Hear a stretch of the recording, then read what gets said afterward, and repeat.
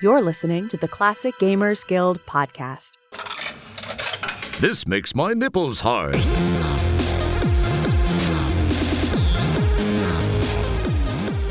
Hey there, thanks for tuning in wherever it is that you're listening to us. Today we're going to talk about something. You're always laughing. Because it's sorry, go ahead. It's just oddly manufactured this week. Wherever you're listening from, like you made us sound like we're on the FM radio. That was amazing. Well, they might be listening in their car or in their house or outside on a walk on earphones. Or And we just want to cover all those bases. Just you're All welcome to sorts listen of- to us no matter what you're doing or where you are, and you need to know that. What you'd be wondering is, okay, are you guys just talking about where we're listening to you? Because that's kind of a dumb episode. But no, there's a method behind the madness. We, or at least I, and maybe Paul's occasionally going to join in, I'm going to talk about non-adventure games. Have you heard of those? Gross, and yes, and let's get this over with. I will be folding my laundry while we do this. You've got 30 minutes. Now, you said that, there's not a lot of story, and you need a story to kind of get into a non-adventure game. So I'm going to hit you right off the bat with Choplifter from 1982. That's good old Broderbund. And it was the very, very first computer game that I ever played. It was like on an Atari computer. But okay, so you control a combat helicopter and you have to rescue your hostages. Now the hostages are delegates to the United Nations Conference on Peace and Child Rearing. So you know that these are very important people. Riveting. And they're being taken to a U.S. Postal Service building. That's not a story, that's a premise. I'm getting there. So you, the helicopter driver, you've smuggled yourself in as a mail sorting machine.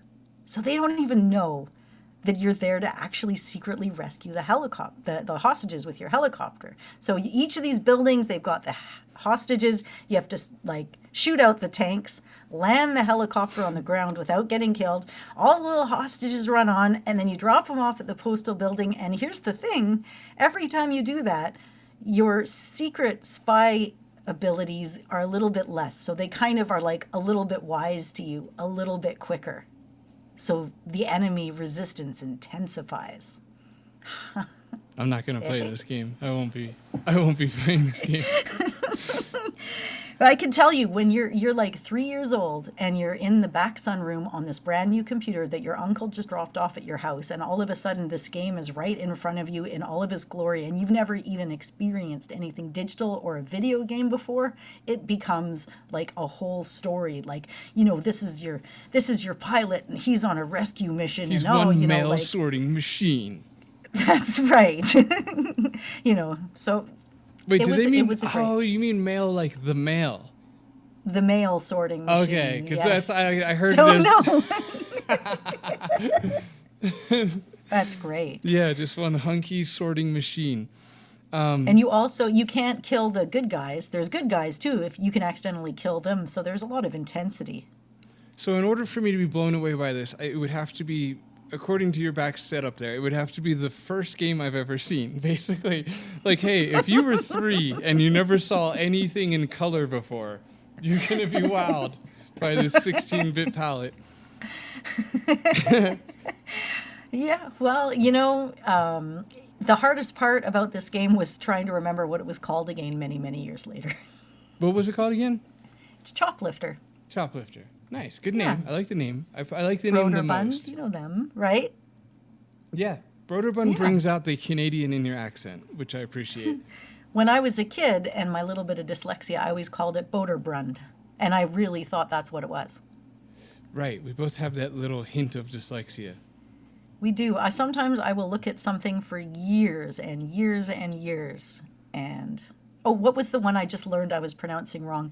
In a book, I always would read that it's a forensic specialist in the field of medical technology, but it's actually a forensic specialist. But you don't know that till you hear it out loud, and I don't watch medical shows or anything. That's like a syllable emphasis issue. Yes, the emphasis is on the wrong syllable. That's right, yeah. Yeah. That My dates mom us. got My mom would say that to me when I was a kid. Right, same. We might even be young for that reference because it was our. Yeah. And then my mom gave me the whole talk about it, and she's like, one day, if you go to school and you had a new haircut and a friend or a girl at school came up to you and said, "Nice hair," what would you say? And I'm like, "Oh, I'd say thanks." And then she'd be like, "Right, well, what if you go up and that girl comes up and says, nice hair? How would you feel?" And I'd be like, "I wouldn't feel very good." And it all rolled into this big talk about syllables and emphasis and how people talk and tones of voice. And it's like, I've always remembered that conversation, though. Clearly. I mean, like, oh my God. I was like 7. Odd amount of impact on you, I got to say. I don't... You never know, and I think that raising kids too, whether it's playing a game with them or just talking to them, you don't get to choose the memories that they pick. It could be entirely insignificant to you, but to them it might be their world. It could even be life-changing, but you don't know. Yeah, I've definitely done some damage, for sure. Whoops. Things I thought were funny. Okay. Now you have one. Can you match me 1 to 1? Yeah, well, see, I can. First of all, to everyone's surprise, because all I have to do is go back, 30 years. Okay, more than that. X amount of years and harvest a handful of non-adventure games. So that's doable even for me. There's going to be a sharp cutoff around the year 2000, but I have 2 representatives past the year 2000. Okay, wow. So I'm going to start off with my first 3 are all Macintosh games, so I'm going to lose a lot of the audience on these. Just bear with me. Some of them got ported. Doesn't really matter. Let's just get through this, guys. Crystal Quest is so much fun. It's actually on Steam. So if you want to see what I'm talking about or revisit it if you grew up with it, I might, again, just be speaking directly to Chad on this one. Crystal Quest is on Steam, and it's a lot of fun. Do I need to explain what you do? Like, does it matter? We all need to hear it, man. It has the best sound effects of any game ever made. Because, you use your mouse to move around. Oh, boy, I don't know how to explain it. Look, there's things in the game. Oh, my gosh, I think I might have played this at my friend Kim's house. Oh, really? Okay. Yeah, okay. That's satisfying. There's so many things on the screen. Oh my goodness. You got to avoid you got to get the crystals and avoid the things, and you just, good old Mac one-click mouse. You click once and it shoots little things, and so you can shoot the baddies away. And then when you get all the crystals, you have to escape through a portal, which it resembles close enough to like a soccer net. I guess you could say. And it's really hard to get through it because if you hit it at all, you die. And when you go through it, the sound effect is, oh. I didn't nail that. Yeah. But do you know why, though, right? You know why the sound effects are so good. Is because it was designed by the guy that did Carmageddon, right? Oh, no, I didn't know that. It was? Yeah, and he created all the art and sound effects in the game, and the level exit sound is Patrick as well. I was going to say, I know that it's just the guy with a microphone going, oh. It's him. Or, oh. Yeah, it is. It's actually him. But yeah, Carmageddon, I don't know if you played that. No. Another non-adventure game. I haven't gotten into racing games yet because I think that could get its whole other episode. Shh, it's okay. You don't need to have an opinion on that, Paul. Well, I'm into that. Would you? You would? I like racing games I love a lot. so many racing games. Yeah, dude, oh my God. Here. Okay, that's definitely going on the list. They're my non-adventure games, racing games. I also really like those. flight sim games, though I don't know if I have you on that. Gross. My dad loves those games. Can I Loved. put a few flight sims into the racing episode? Man, I guess so. You could do it in like a let's go out to the lobby sort of thing. Like I'll go pee. To get yourself a drink. Okay, that's fine. I can handle that. But yeah, that's why the sound effects are so cool. It was literally like almost like a practice project because Carmageddon was a freaking cool game. I think I've seen LGR play Carmageddon or something like that. Mm-hmm. But no, Crystal Quest, I highly recommend it. If it rings a bell to anybody listening, go grab it on Steam. It's probably not a ton of money. Wait, I already Googled it at some point, so let's just pull that up real quick. It's anywhere between $1 and it's around $1. If it's not on sale, it's a bit more. It's a Canadian dollar. It's nothing. Mm-hmm. 99 cents, or maybe that's a spring sale thing because it does say save 80%. But look, if you're saving 80%, it's under $5, and it's fun for at least 5 minutes. Mm-hmm. So that ratio works out more or less. It's like you ever watched a group of kids play old games. Like I'll pull out the old Nintendo. I have all the classic systems, Nintendo, Super Nintendo, whatever. And on the original Nintendo and the original Sega, you've got about like a 10 to 15 minute max on each game. When Jacob has a friend over, it's even less so. It's like, oh, okay. So you end up with like, they'll have a big stack of games next to them. They've played through all of them. It's been only an hour. It's like, that's not how you're supposed to do it. Yeah. You little idiots. Little heathens. All right, so next on my list is essentially the second game I played, and you hear noises because I have the big box for my next game. Very exciting. Yeah, this is the APMSR ASMR Yes. segment. And the reason it's important to have this box is because the feelies in it and the connections. So the game I'm talking about is Sierra Championship Boxing, which is a 1983 game by Everywhere. Now, why is the name Everywhere familiar? Well, you might have heard it from a series called Manhunter, because that's the same, the Murrays, the brothers and the sister, they're the ones that had Everywhere going. So anyways, this is the first game, and they did it in contract with Sierra. And it was released on a whole bunch of different systems, but I ended up getting it when we first got our first IBM PC, so I think it wasn't until 85 or so. But anyways, it's cool because you get a little, well, for one, in the box, you can hear how excited I am.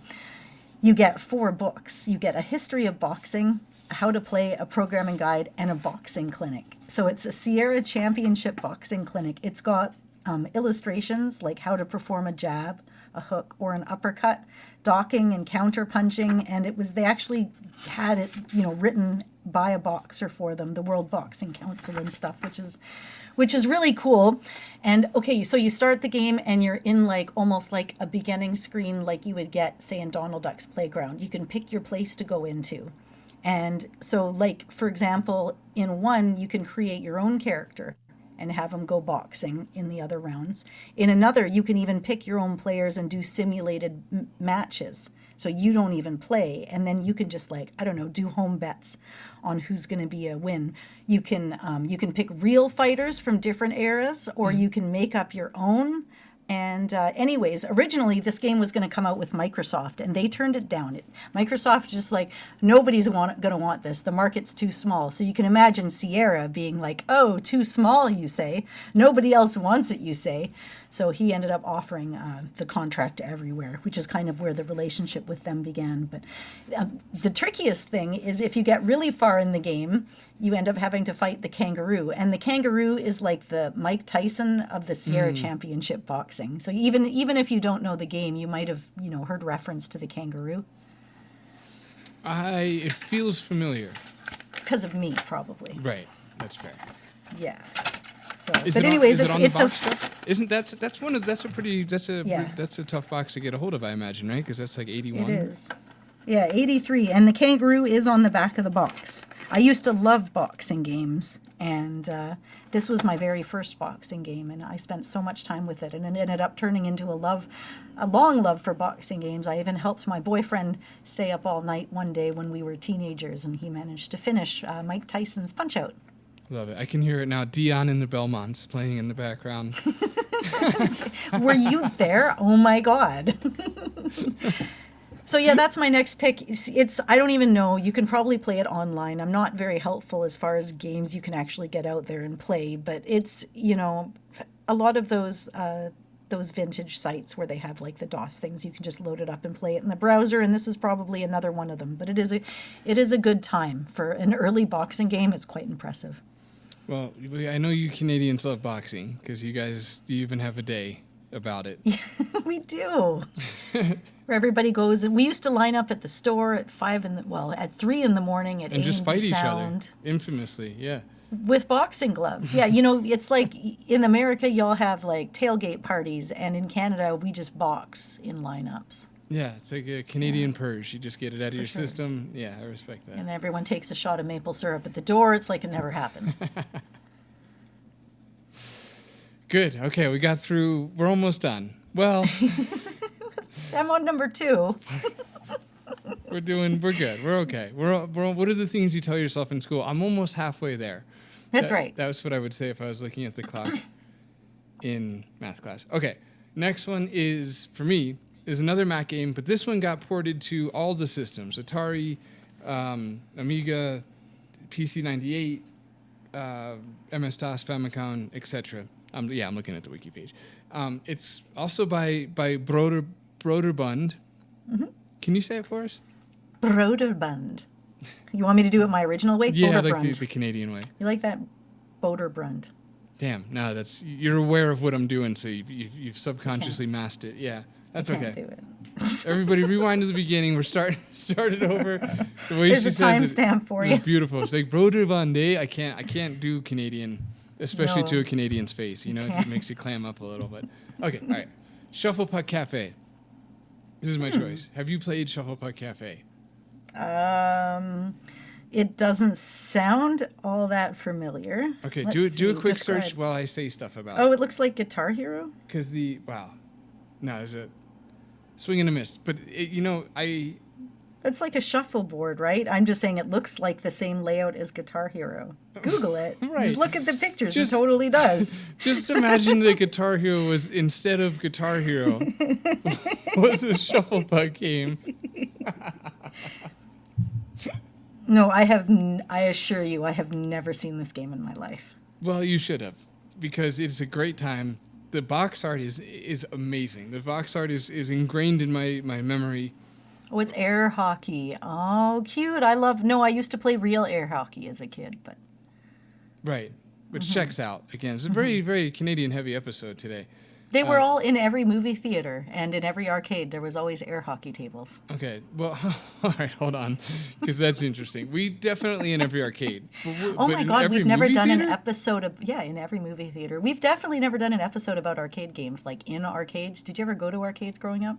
I did. Well, my bowling alley was my arcade. I think that counts. That does count. It had its own little section, arcadey section. Yeah. Maybe one day. It's a good idea generating podcast episode. Anyways, this game looks cute. I'm kind of watching a little video of it here. That's fun little characters that you have to play against. Yeah, you have to play. There's a story in the same way that Choplifter has a story, which is you're stranded on an alien thing and you have to make a phone call, and all these dicks won't let you make a phone call until you beat them all. So you got to beat them all, and then you get to leave. And it's fun, and that's probably all I need to say about it. It's a good time. At least it was in 1989. The end. All right. I played it on the. Sorry, I do have more to say. I played it on the Macintosh, so it was black and white. And back in my day, we had playing games was a chore. It was work to play a game. It was work. You weren't gonna like it. The graphics were hard to take, but it was fun. So yeah, the end. Okay, I'm done. That's right. The last game, it was on Amber Monochrome, and this game as well, which is the other game I have a box for, and that's another Everywhere game because I love Everywhere games. I think they're just such a talented group of people. But this one, I like the punny name because I'm assuming it's Ware, like software. Yeah, it is Everywhere, like software. There was more of that back in the day. Like there was a lot of sure was. software-related game publishers. Mm-hmm. So yes, the game I'm talking about is a game I've done a whole podcast episode on, but Paul wouldn't know because he wasn't there at the time. But that is The Ancient Art of War. And that was sort of way back when I first came on the podcast. But I got this game right when it came out, right around, it came out in 84. I probably got it in 87.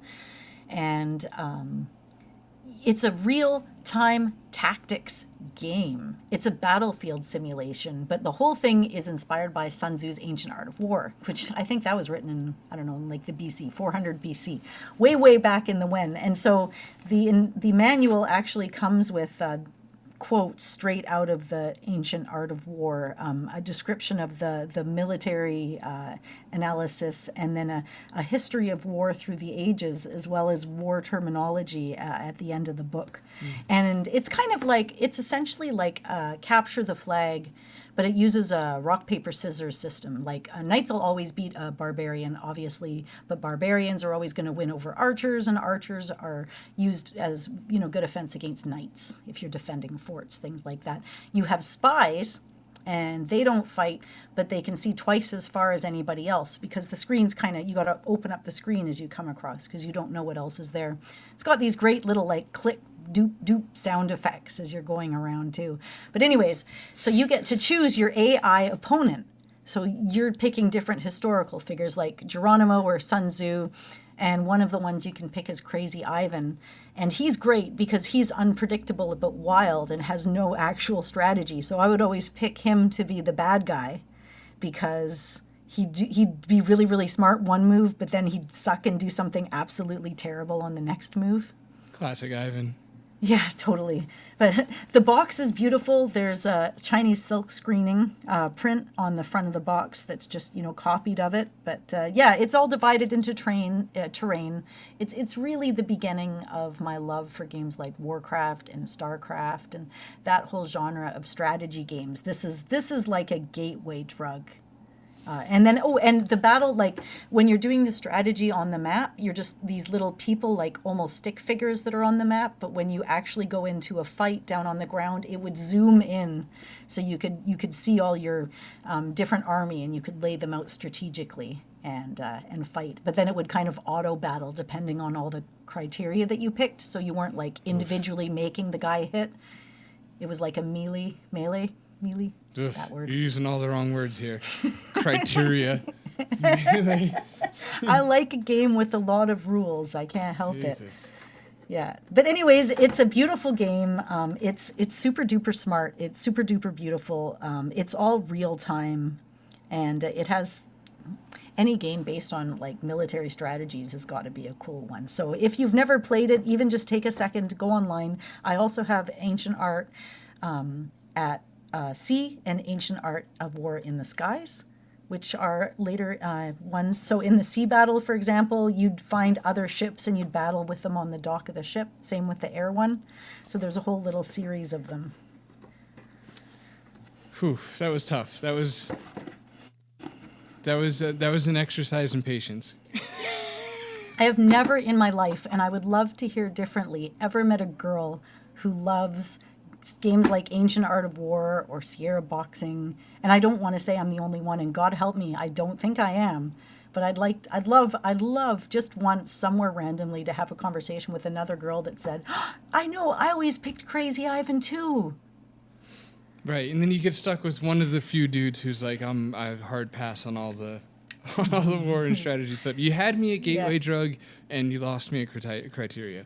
Right. No, I get that. But the point is, it's a beautiful game, and the Murrays they were talented working together. I think Dee Dee Murray still does animal pictures, calendars and things, photography. She's a super talented photographer. Wait, one's a girl? Yeah, well, there's Dave Murray and Barry Murray, but a lot of the art was done by Dee Dee. They just didn't put her name onto most of them until it got a little bit later. Okay, are they all siblings, or is she married to one of the two? They're all siblings. Weird. Which is why I think it's so cool. Cool, but weird. Yeah. Yeah, I think one of them's passed now. I can't remember. I think it might be Dave, or I'm sorry. I wasn't prepared for telling that, but otherwise. Hey, I didn't ask, for the record. No, I said it. It's me. I gave it to myself. Anyways, what's your next pick? Yeah, sorry, I caught me off guard there. Okay, I'm sorry. I'm finding a way to enjoy this episode, all right? I knew you would. I'm going to go back to Shufflepuck Cafe for a minute, because it's come to my attention the names of the characters. And I will say, to Anna's point earlier, that the games back in the day, I feel like they made, like, even the games without, let's say, a story, made more of an effort. Like, there was always lore. Even like on the most paper-thin premise, there was still lore, and all the characters had names that you can tell the developer like obsessed over and thought out and scribbled down feverishly into his notebook pad, like, oh, and this will be that guy. So some of the characters in Thimbleweed, in Shufflepuck Cafe, that was quite a crossing of circuits there. Error. Okay, please everyone enjoy how 80s these names are. Skip Feeney, good old Skip, a short human male in his early 20s. Vizine Orb, who is an alien. Vinny the Dweeb. Dweeb is another just word that's waiting, it's rearing for a comeback. Lexon Smythe Worthington, which is funny because he's filthy rich. So I like how they gave him Worthington considering he's rich. And I also appreciate how back in this era we used to say filthy rich. You don't really hear that too much anymore. He's filthy rich. The General, also known as Eneg Dewdrop or Dewtwop, but also Biff. Biff Right. Ranch. There's a Biff in the game. So anyway, just wanted to bring that up. We got a dweeb, you got a Biff, you got a Skip. It's all too much. It's so on brand for 1989. And I'm all done with that. Okay, next one is Glider. This is also a Macintosh game, and it was really fun, and it was on iOS and Mac OS, but it's not. It needs to be updated because it doesn't work on either anymore, which is sad. I might even write the developer after this episode. Like, I think I'm going to, just to give him a little nudge, just to be like, I care. I care. If you do this, if you spend countless hours updating this app, I will play it at least 3 times while making a bowel movement in the future. That is a promise, hardcore. But anyway, Glider is a paper airplane that's making its way across the house. And it's really fun. Like, it's really fun. I don't see anything about this game that couldn't rival that of, like, the premise of Angry Birds and Doodle Jump and all those early mobile games. Because it has the same addictive, fun premise where your paper airplane, you go across the screen, you have to make it from air vent to air vent. That's how you stay up in the air. And then you have to dodge things in your way, like countertops and lamps and household items. Some of the air vents are on the roof and they push you down. And so that's, bad because you get to the ground quicker. And that's essentially it. I mean, it's just, obstacles, you move from room to room. And yeah, I don't know how to...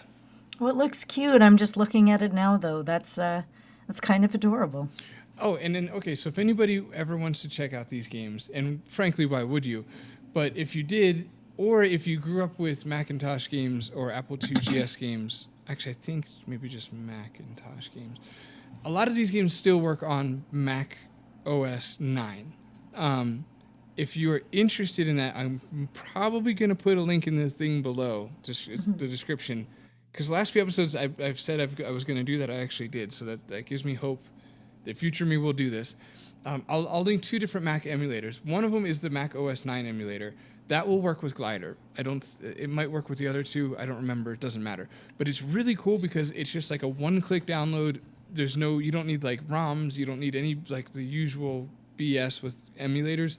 You just download it and it's a Mac app and it launches Mac OS 9. And it has a really smart file sharing system so you can get, you can put files into the emulator pretty easily. And so anyway, I'll put that in the description below. I think it only works on Mac. I'm not really sure, but I'm going to put that in the description. And there's another Mac emulator that I will also put in there too. And as of 2020, a fan, John Calhoun, ended up, what did he do? He ended up putting together a JavaScript version of the Mac game. Mac game you can just download on GitHub, actually. But for the Glider 4.0, which is the one that came out on both Windows and Mac. Interesting. So he's got a Java you can get on GitHub? Yeah, I'll just send you the link in case you're interested or wanting to share it with somebody listening. Yeah, definitely to check that out. Okay. Mm-hmm. Okay. So, yeah, that looks like a cute little game. That's actually kind of adorable. I love the bathroom. That's a cute room. It has really good music too. I think it's just like one song, but man, it's really good. Like I can still hum it now, even from all the way back in the day. So, sure. Thank you. Sure you no, can. I mean, but... I was saying sure as in let's hear it. That's what that was meant to be. Oh, no. Oh, goodness. Absolutely. Absolutely not. No. Oh, no. Okay. I'm done. You're done. Yeah. So the next game is a game that I almost forgot to put on this list, but my friend Jess, who I was talking about this episode, she said, hang on, do you have Karateka on this list? And I'm like, oh shit, I don't, because I loved that game. And like, it's that little like do-do-do-do, like the little beginning thing gets stuck in your head. That sounded like good. Prince of Persia, which is impressive because it's both Jordan. They're both, Jordan Mechner. So he's absolutely amazing. And it was cool because it was told cinematic storytelling. It was all told through cutscenes. So you've got like your, I think it was Mariko and Akuma and the lady and the guy with the bird. And what would happen is you'd have to go up to fight, but you're walking, you're in the walking stance. But as soon as you see your opponent, you have to get into the fighting stance, because if you don't, they will kill you in a one-shot hit. But if you don't run as far, you'll end up having to fight more bad guys before you get to the next one. But also, your health can regenerate a little bit while you're waiting. But the other thing is there's like this trained hawk. So even when you think you're killing it with these guys, this hawk will come up and like make the screechy noise and try to poke your eye out. But anyways, yeah, the game's great. If you go to the end of the girl and you end up going to the girl, spoiler, you're in a fighting stance, she'll just like kick your ass and you'll die immediately, which is amazing. But the fun thing is, if you were to play it on Apple instead of PC, of course I played it on PC, there was a hidden upside down version of the whole game that was hidden on the floppy disk, and customers kept calling tech support because they'd accidentally get into it and think that the disk was broken. Wow. God, that does beg the question why on that one. That's a really strange drug-induced decision. But he was in college, right? So he was doing Checks it as a out. side project when he was in Yale University, and he kind of was inspired by like Disney animation or Akira Kurosawa's movies, things like that. It's that whole cinematic feel, and it gave him the beginnings with the rotoscoped animation, because of course we know with Prince of Persia that ended up being footage of his brother. Well, in the animations in this game were actually footage of his karate instructor. So you brought in a little bit of that real life dynamic. All of the music was composed by Jordan's father. So Francis, he did the music for the game, it is so memorable and just such a great pleasure to hear. It ended up becoming really super popular. They didn't even know it was going to happen. They didn't even think it was going to be a big deal. But they ended up giving the main guy blonde hair, because even though it was supposed to be in Japan, because he was really into mangas and things at the time. And in mangas, traditionally, the main characters would have blonde hair and have the Western influenced. Oh, interesting. I didn't know that. That's right. Immediately makes sense when you just start imagining a flood of anime characters with blonde hair. So you can get it. You can get the app. The whole game is in the app. It's got the music. You can even change it to different graphic styles. Like I remember Amber Monochrome. It has that. It has black and white. It has the Apple CGA colors. You can play it in all those different ways. The music's all there. It's great. They also did like a high HD remake later on, but it has rhythm-based combat. But that was in 2012. Okay. But Mechner was involved in that as well. I mean, Jordan has just been out there in the community. Now there's documentaries and interviews and TV shows, because I'm not getting into it in this episode because I had to limit myself.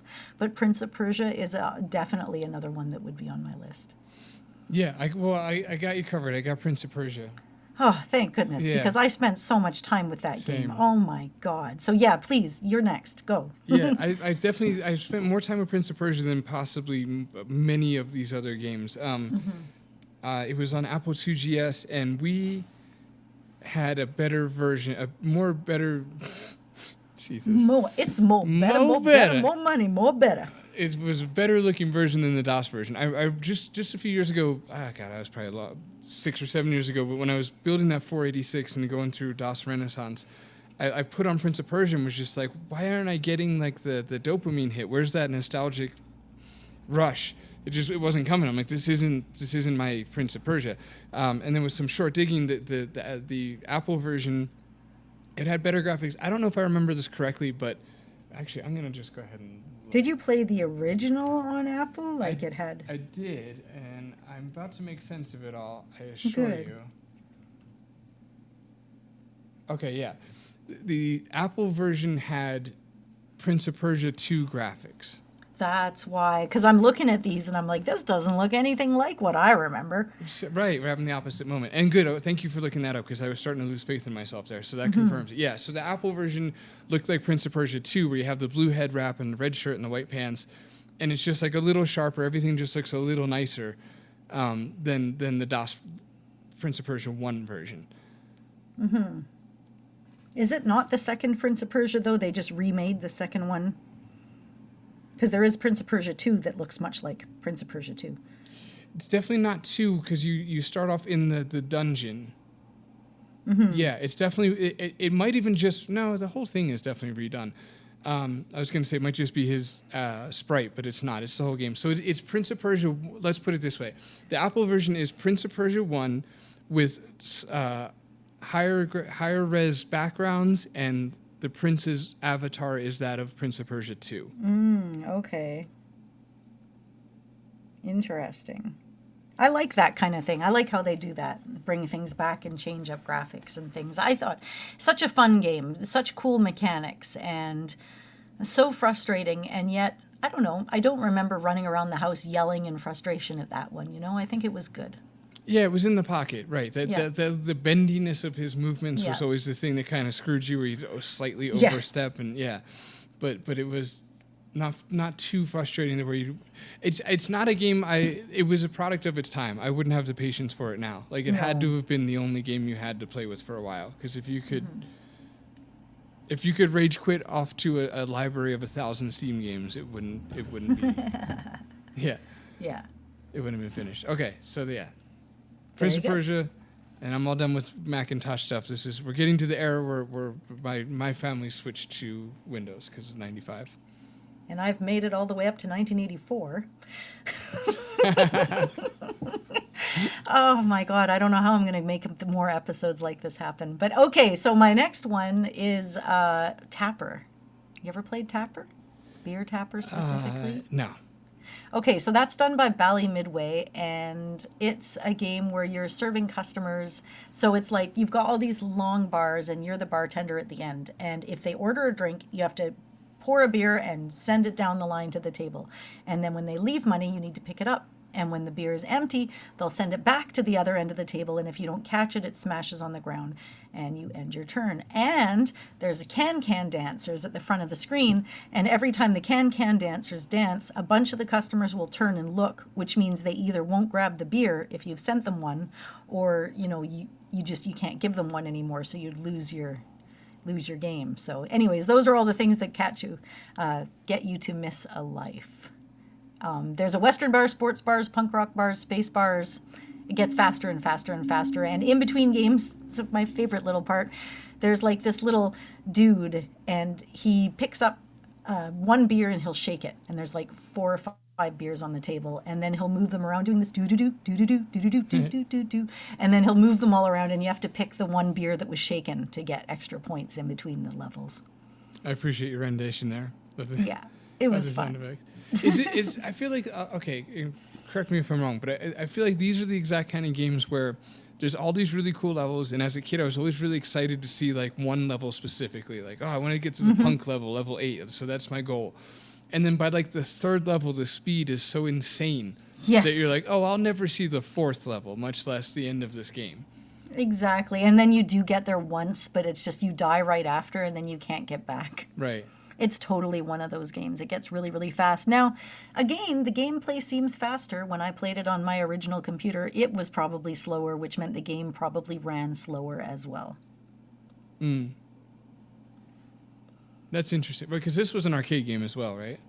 Yeah, it was in an arcade game, and they actually used, I think it was Budweiser themselves. They ended up designing the unit, and it would actually have a real beer pull tapper on it, so you'd be able to draw the beers. Right, that's right. Yeah, I remember it was that. like a whole thing. Yeah, it was a cool one too. Very cool. I never played it in the arcade, but I played it at home a lot. My dad and I would both play it. So it's just one of those, like, going back to childhood, I would still love to get the big box for it, but I don't have it kind of a game. And the barkeep looked like Mario? Yeah, he kind of looked like Mario, had like a round face, yeah. Okay. You know what I'm talking about. I do. I'm not sure if I've ever once played it, which is weird. That's a really great game. It's satisfying. Even like you can play this one online. It's on the Internet Archive, or whatever. You can play it right in the browser, classicreload.com or any one of those. Right. Yeah, it's all around out there. All right, next game. Unless you want to tap her, if you have any more. No, I'm all tappered out. Righty. Man. Walked into it. I don't know why I even went back. I should. Jeez Louise. Okay. Man. You're proud of that, too. I can hear it in the laugh. You should be. I'm gloating and my cheeks are rosy. It's the whole thing. Right. Like a literal high. Siman. Ooh, that one was going to go on, but I decided not to do sim games because then I just have too many games to talk about. So thank you. I have the big box for that. Yes. And a shirt. I have the shirt. You have the shirt? Lucky. I do. Dude, very cool. I love this game, and that's the extent of what I probably have to say about it. No, You're we an need to ant. hear more. And you simulate the process. No, I played this game a lot, and it's super fun. And I like Sim Earth too. No, not Sim Earth. I didn't play Sim Earth. I like Sim City too. That was fun. I remember that must have been Macintosh too, because my memory of it is in black and white. Did you ever get to the house in Sim Ant, though? I don't know. Because that was the goal. You were essentially trying to make it, it's like grid-like pattern, and you're on Right. one side of the lawn, and you have to make it to the other side, but then you've got red ants to contend with and the gigantic spider jerk. Right, exactly. Everybody just act like that giant saw thing didn't happen. Sorry, that was, I have no Or idea what one. that is. Yeah, or me why neither. it's That is happening. weird. Something in our connection. No, that is literally outside. Somebody's using a giant saw on the neighbor's property. We're just trying to set the scene. You're in the backyard on a Sunday. You're an ant. Yes. The neighbor's sawing some stuff. It's very much takes me to like Honey, I Shrunk the Kids kind of like a Yeah. concept, except I think this game came out first. 91. Yeah. I don't know when Honey, whatever the kids did though. But yeah, like you said, you did a war with the red ants. There were the giant spiders. There was the rain, the lawnmower. 89, so it came out after. Okay. Okay. I wonder if it inspired it in a sense. Yeah. Not that it's that close to it, but just seeing those giant ants and Yeah, the rain and setting up your tunnel system underground and having more little ant babies and right, that's right. And then you drink the little juice, the little nutrient, the little green nutrient Yeah. things. It was so Yeah. satisfying. And the queen, So satisfying. the queen ant was always all bulbous and gross. And yeah, it was super fun. I remember I had to make a log cabin for a school project, and my dad made it for me, essentially. I've never been a handyman. Made it out of like dowels, I guess you'd call them. And he printed out, in our 1991 dot matrix, whatever.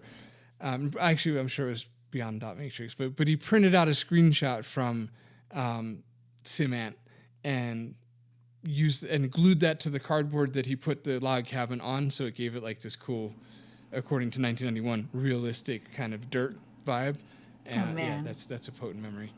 that is so cool though. Like I don't know that anybody else on earth has a memory like that. Paul, I think that is yours. Like to That one's cherish mine. and to have. That is honestly, that's amazing. That log cabin was suspiciously good. It like the 90-degree angles on that. The teacher must have looked me in the eyes and been like, "Yeah, you didn't make this shit. There's no way. There's no way." Okay, that's it. That's my Sim story. Because I like I said, Sim City was good too. I remember playing it in black and white and making the natural disasters happen, like 90% chance of Godzilla or whatever, and yeah. But Sim was the one for me. I liked that a lot better. Okay, the next game, this is my second to last game, and I'm super excited about it because it's a Canadian classic, and that would be Cross Country Canada.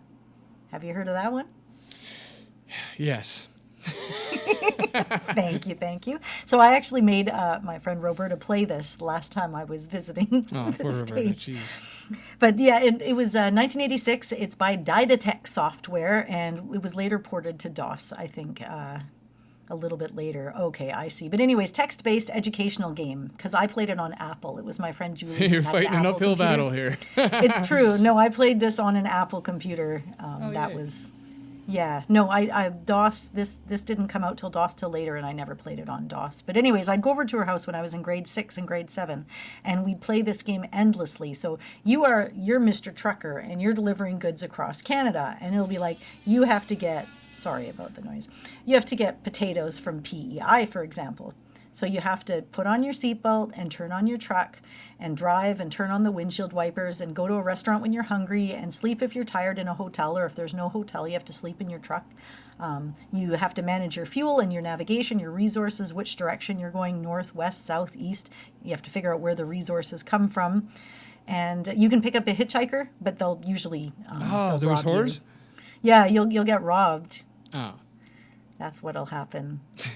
But it's the beginning of what became modern truck simulators later on. It was the reason a lot of kids found it is it was a staple of Canadian computer labs. They were literally given to like every computer lab ever. I never played it at school. I played it at a friend's house, but you can get this, you can play it. It's for free on the Internet Archive or on Classic frankly. Reload.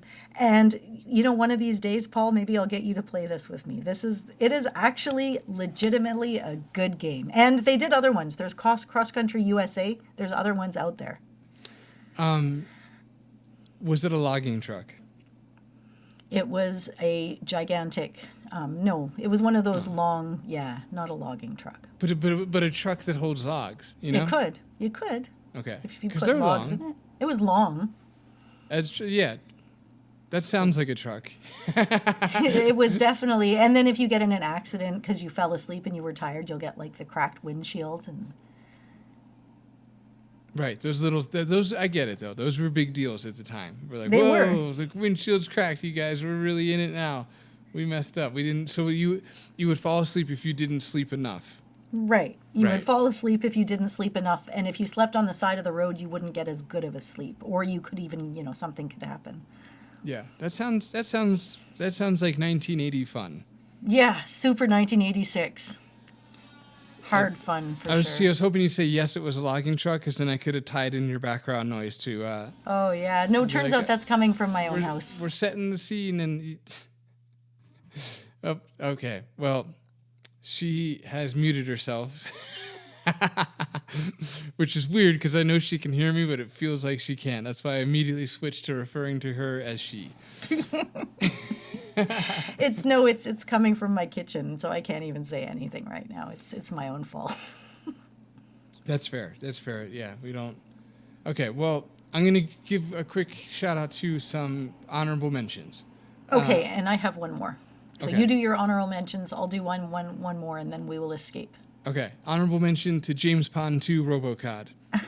Nice. Man, that's a fun game for 20 minutes. The way he stretches. That's like his superpower is that he can extend himself by a few inches, and like if things were slightly out of reach before, well, now you just might be able to get them. Another honorable mention goes to Mega Man, specifically Mega Man 2. That's a good one. I love Mega Man 2. Oh, that was the Mega Man. That feels good. Yeah. I was looking at the foes, the enemies in Mega Man 2 and 3, because I wasn't sure if it was 2 or 3 that I was getting the nostalgia from. It's definitely 2. But looking at 2 and 3, there's a lot of sexual tension in the names. There's Hard Man, there's Bottom Man, there's Top Man. Wait, there might not be a Bottom Man. No, there's not. Okay, I did make that up. Sorry. The bottom man is D. Willie or whatever, right? Right, There's Dr. Willie. Yeah. Oh, it is Wiley. Okay, well, there's no E, so we could say it is Willie. But there is a Top Man. There's a Snake Man. There's Needle Man, which that's a little more. There's Quick Man. We all know one of those. Am I right, ladies? There's yeah, okay, that's all the sexual ones. No, there's Woodman. Oh my God, right? There's Woodman and Heatman. I mean, he brings the heat. Oh my God, so good. Yeah. So anyway, that was fun. Okay, yeah, that's all the funny ones. So, that being said, another honorable mention is Mega Man 2. That's great. Love that one. I like that one better than the others. We both do. We decided. I've got 2 racing games. We'll just save for a racing episode one day. Good idea. Another one, Anna and I will maybe one day do an episode on is Red Dead Redemption 2, because that is my favorite non-adventure game easily. I think it's only fair that I play all of the Quest for Glories in order to have Anna do the rest of Red Dead, because she did start it. She's like a good 5-10 hours into it. I did. Even more than that, maybe. I was playing Quest for Glory 1, and I was like, oh, I'm gonna record this, and I'll show Paul. And then I was like, no, I'm not gonna let him get off that easy. He's not gonna scrub through this bloody playthrough. So I stopped. Right. Yeah. it's just, there's a lot. And I was like, well, then what does he want to see? Does he want to see me as a thief to break into places he wouldn't know? Does he want to see me as a magic user to use magic? Does he want to see me as a fighter, slice and dice, turn into a paladin? I don't even know. Right. This is all very sensual and voyeuristic sounding. Okay, well, it's all because of Fast Man and you saying I wasn't going to get him off that easy or something like that. Maybe, actually, now that I said it out loud, that's probably definitely not what you said. But look, the pieces are all there. Everyone can put it together if they want to. Something, something, something, ejaculation. I'm all done. That's usually how it finishes. Yeah. But are you done? Because I have another actual game. Oh, and then the last one, because those are my honorable mentions, and then my last one is Grand Theft Auto 1. Ooh, overhead driving. Yes, exactly. Top down, Nice. original Grand Theft Auto 1. Rushing home from school in 6th grade to play it with my friend Mike Lefkowitz. I never played that one. It was so much fun. It was the first yeah. time that you could do the wrong things. You know, like you could. Naughty. Yeah. Yeah. So it was the first time you could do bad things in a game, and so Right. it was amazing. The end. Cool. Yeah. Yeah, I put it on the computer. I installed GTA 1 because I actually have the collection on disc. And it's got like a UK map and stuff in it. And I installed Right. the first one on the computer a couple of months ago. Jacob had a friend over and I played it for a bit. And I'm like, here, check this out. You keep telling me you want to play Grand Theft Auto. Here's your chance. Right. So he jumps onto it and he's like, this is not what I'm looking for at all. I'm like, dude, this game is really badass. He's like, maybe another time. I'm like, well, maybe your friend will want to play. And his friend was just like, no, that's okay. I'm like, here I am offering GTA to the kids and like no one's taking me up on it. Well played. I like that. Why, thank you. Well played. Yeah. So great game. It has a map. They all have maps. I collect Yes, them. I have all of them. I even have the 5th one in a sealed small box. Yes, great game. The second one took place in the UK, and the first one, did not. Nope. And they're fun. They work on a Pentium 2. It struggles, but it works. Is that all? Yeah, that's all I got. Okay, so here's one I almost forgot, and then it popped into my head, and I was like, oh my god, if I'm doing the early 80s, I cannot miss out on California Games. Oh, good choice. Yeah. Yeah, very good choice. I love that game. And so here you're doing the half pipe, you're doing the foot bag. I don't know where it's called foot bag. Here we call it hacky sack. I called it hacky sack then. I call it hacky sack now. Anyway, surfing, roller skating, BMX, and they call it flying disc, I guess because it's the Olympics. I would call it frisbee. Probably copyright. But the roller skating one's actually kind of satisfying too. But yeah, they did really great. They did a summer games and they did a winter games, and they were really successful. So, but it had beautiful animation. There was like multiplayer modes where you could play and challenge your friends, and it would keep track of everything. The game was a hit. It sold 500,000 copies in like the 2 years after it was released. And again, it was that for Epics, because this is an Epics game. It was a really, really big deal. And I still love to hacky sack. I have a foot bag or two around the house, I mean, it's a satisfying game. I spent a lot of time working on that game. I always wanted to be able to hacky sack. I never put the work in though. Oh yeah, what I did is whenever I'd take my kids to school, I'd always stick a hacky sack in my pocket and we'd play when we were waiting for school to start when they were little, and it was great because other kids would always join in and say, hey, can I try? So the next thing you know, you're backing off and your kid's playing with other kids and they're hacky sacking and they're making friends. Nice. So the coolest thing about this game is if you're in the game and you're doing the BMX, every time you die, it makes fun of you. So I played through it a couple of times just so I could get some of the insults for you. It's oof, bummer, dorky, that's the brakes, get training wheels, you really goofed, and faceplant, dude. Nice. Just so of its time. And I mean, I didn't bring up Tubin. Tubin would be my honorable mention, and I think we had a brief conversation about that. But it's just you're in these like inner tubes, and you have to like go down these waterways, and the main guy would be like radical, tubular. But yeah, they even call it, like, if you're in the BMX, they call it biffing. Like, it's just, Wow. You biffed. You biffed Like, it, bro. I haven't seen that in so long. But yeah, it's a great game. I have so much nostalgia for it, and I don't even think I've ever had the big box. I think it was just I had a random disc of it somewhere for whatever reason. So Wait, was this PC? I only thought it was on Nintendo. it was on PC. Yes, Mega. MS-DOS. Cool. I didn't know that. I thought it was. I had it on one of the consoles. No, I never one of my had it on a brother's consoles. console. Yeah, I don't know if it was Sega or Nintendo, but whatever. Whatever. So Okay, so we're all done. So we're all done. I'm gonna say stuff, and then Anna's gonna say stuff, and then we're gonna leave you alone. They're like, thank goodness. Oh my God. You know, this was supposed to be a quick episode, guys. I was like, 30 minutes. We're just going to like, done. Yeah, we made it last. I'm out. I'm completely out of non-adventure games, but I was, I have so many more. I have some racing games, and then a lot to say about Red Dead, and that's it. Okay, so other stuff to say. One, thanks for listening. Oh, wait, that's Anna's job. She's okay. I still mean it though. I don't have to take it back. I wanted to say thank you to John Betton. Maybe it's Beaton. It's probably Betton because there's no A. Doesn't matter. John Betton left an awesome 5-star review for Phantom Fellows on GOG, and it was really sweet, and he indicated that he listens to the podcast in the review. So if you're listening, John, thank you so much for the review. It means the absolute world to me. It's extremely motivating as I begin the second game. And then to anybody listening who has played the game, thank you. And if you haven't left a review, please do so because they really, really help. Could use some reviews, really on both platforms. GOG and Steam could both use them. So if I may be so bold, if you've left one on Steam and you have it on the other platform, leave it on there. But then again, now that I say it out loud, why would you have it on both?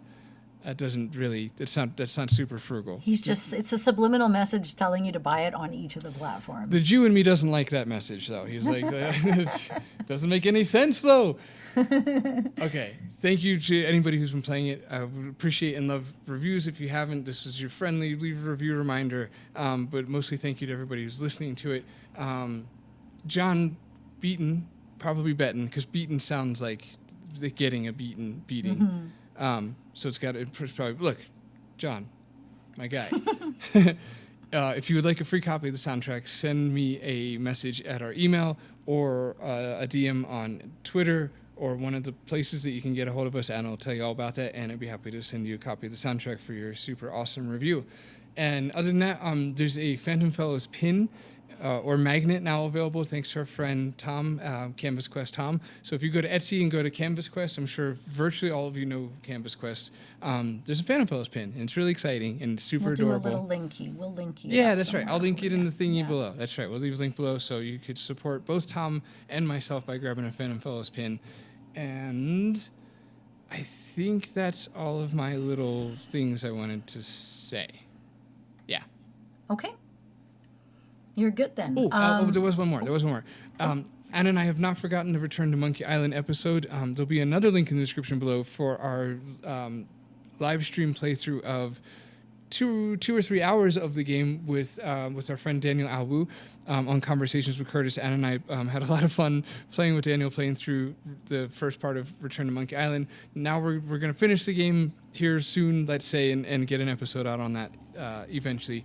The episode, it was not looking great for a second there, and there's been life breathed into it, so now it is definitely going to happen soonish. And also check out our live stream because that was fun.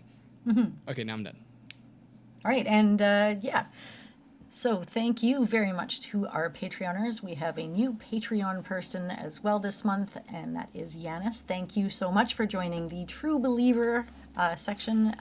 You also have written some very nice messages just saying that you've enjoyed listening to the show, and it means a lot to the both of us, and thank you to all of you. But yes, I appreciate that very much. Also, thank you to Gareth. Thank you. Oh, yes. Sorry, I didn't mean to scare you. I was muting because of my kid, but I wanted to say thank you. Okay, now I messed up your flow. Sorry. You're okay. fine. Sorry. I assure you, I'm a nerd. I have no flow. It's okay. So we have thank you to Gareth and Mick and Christopher, Brian Chapman, and Jay Holmes, Jeffrey, Mark, the reason is because it's Jay, so I read your last name and I'm reading everybody else's first names. I apologize for that. And Tim and everybody else that has been there for us and listening to the podcast and just helping us carry forward. Thank you, and thank you again. We definitely make use of it.